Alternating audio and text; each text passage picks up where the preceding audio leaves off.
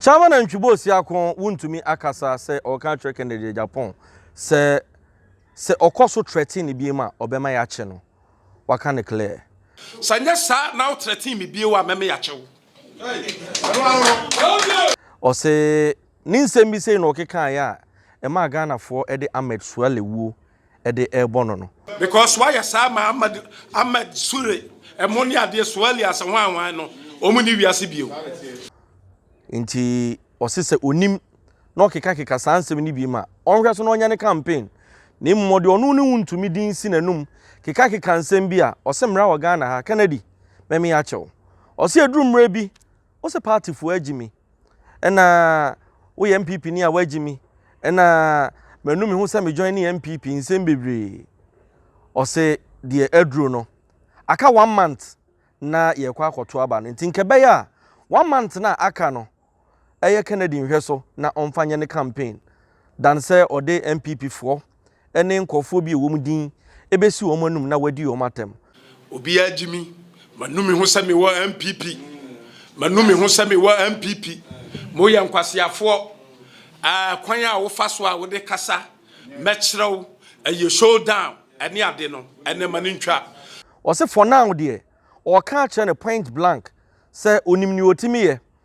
nti ontena ho manfofo na ne kwaye o so wo hwe na nhwe na Kennedy nim no gina ba bia no boni din threaten bi ma obema ya che no o so hu ne se showdown walk na koye no eye speech a Kennedy be ma ye no na eye threaten na ontena ho emie mfa ne se kan nwa nanka sanso wa hunu bi pen o se sei na honorable ye ya enei yetu yani ehwa Amed Suale ye hunu wa asase su bi na eno na mi busa me ho se that means say Wontumi pa kire se Amed Suale wo wu ye no Kennedy nim hu bia na because edrumre bi e ma na Ghana fo bebre na ekasa se Kennedy tena na TV so e threaten Amed Suale e ma MPP fo bi nim kra be defend na eye den e na nipa na mu defend no enei mo san e de aba abonten se sei no ye ma Amed Suale ene ye hu no biem bibi wo ho ana bibi ni ho mepese ye beko ni akotie nsem a chairman Wontumi enso aka wa bra na oye press conference ono nso e de atodwa se sabre die e free enei ekopim November 4th Kennedy nhwem na onye ne campaign sanse eno ene beboa no ama watimi enya flag bearer no o se ono ne de they don't have nothing against him na imom ne nsem a okeka no eno ena ha party fo ni bia sabe omo nso wo yire e wo ma wa abusua in fact omo ka saa temdidie koso a ya na ha abusuafo ni bi nti ono de o se o ma Kennedy the last warning se wanyai atemdidie ne threaten na ono ne chairman and Chubosi akwa dodo na bonmrane friend Wontumi no ono nso be ma Kennedy showdown by arresting him yanko na yentie nsem a chairman Wontumi enso ekae obi agimi manum hu se me wo MPP manum hu se me wo MPP mo ye nkwasiafo kwan a wo fa so a wo de kasa mechrew eye showdown ene ade no ene manintwa sanya sa now threaten me bi wa meme ya chewo aya futuo ena me de ma because why ya sa ma Amed Sure e moni ade Suale asa wan no omuni wiase bio enti de mesrew ya yini say free na koi e mano anya sa ana sa wodwen say ubetima ye bibia so a anka aya no cross 2020 no so sa Ashanti na anya de a central region so say na the city central region so na chama Wontumi wo ho na mini ho enti dia mesra wo ne say Kennedy kan de ubetimi aye na kan de ubetimi aye na sa wutimi afiri na ene da ya no aye on the 4th enti aka exactly 1 month na ye kwa koto aba no me de masem u ba bewie e wo Ezekiel chapter 18 verse 22 o se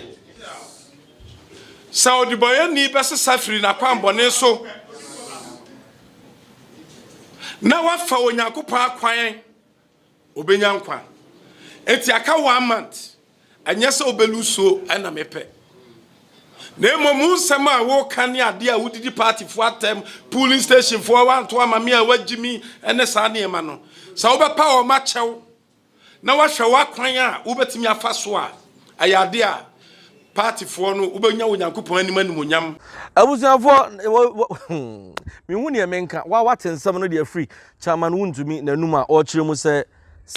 Kennedy anhwe yi a in fact obema ya che no na ohwede ye keka akakona oso wei enya agudie so enya agro sanse obi a ware kotopen no ka so obere kora ye nyi na chenyi Wontumi nsem o ka nyina no saa na o pa akire because ohunu Kennedy se onka asem kwa anhwa na wapaade bi na odi aye no